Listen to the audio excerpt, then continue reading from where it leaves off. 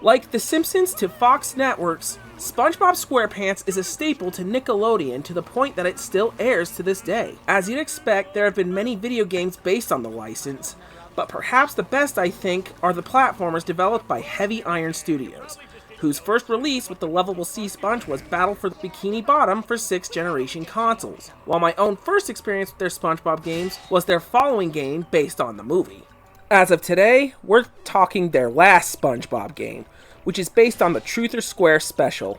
How does it fare as a licensed game? Let's find out. SpongeBob's Truth or Square puts SpongeBob on a task by Mr. Krabs to keep an eye on the Krabby Patty's secret formula. Only for SpongeBob to believe that he lost it, he seeks a temporary alliance with Plankton to help him find it, which they both believe they can achieve by making SpongeBob happy again. And to do that, Plankton offers to go into SpongeBob's memories and help him out. As far as the game itself goes, having not seen the special myself, even though I watched a lot of SpongeBob as a kid, and even have the first 100 episodes box set, I view it mainly as a SpongeBob best of in game form, as it references a lot of classic SpongeBob episodes, with a lot of creative differences to make them all work in game form. And for what it is, it's fine on that front. The gameplay, as noted before, is a 3D platformer, carrying on from Battle for Bikini Bottom. In single player, there are 10 levels where you largely play as SpongeBob, jumping through various platforms, very loosely based on prior episodes of the show. Like, one level is based on the very first episode, Help Wanted, where SpongeBob is hired by the Krusty Krab. Another is based on Mermaid Man and Barnacle Boy, where SpongeBob meets his favorite superheroes. This goes the same way for boss levels, one of which is based on No Weenies Allowed, when SpongeBob and Patrick fake a fight, only for it to be kind of real and Patrick has a freaking robot clone. There is even a co-op mode where the second player is Plankton. But as for the platforming overall, it's very basic. Not terrible by any stretch, but basic. Not much in the way of a challenge beyond additional side minigames that can be found in almost each level and not activated until you beat the level for the first time, which makes replay value feel tacked on a little. But that aside, it's pretty easy. Even its combat only has so few moves to take enemies down, beyond some entertaining power-ups.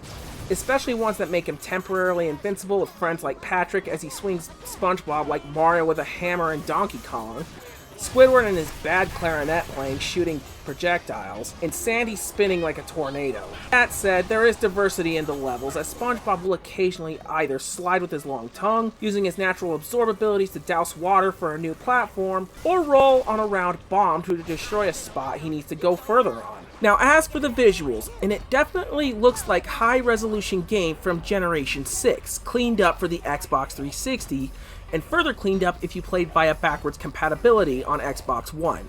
Again, it isn't bad, as it does stick to the mood of the show quite well otherwise. But finally, the sound, and I was kind of surprised to find quite a bit of the show's soundtrack in place. Especially when SpongeBob either activates his buff form by a power-up, or when there's a minigame challenge. A majority of the show's voice cast also reprise their roles, except for Mr. Krabs, who in the show would normally be voiced by Clancy Brown, is instead voiced by Bob Joles, who to me sounds like Sheogorath in the Elder Scrolls games. Jiggle me handle, SpongeBob! Are you starting the party without me? A new arrival! A shame about my gatekeeper. I'm so happy I could just tear out your intestines and strangle you with them! But overall, SpongeBob's Truth or Square is an otherwise decent licensed platformer, worthy for not only fans of the sponge, but also maybe for some pretty simple achievements. Worth it for a very cheap price.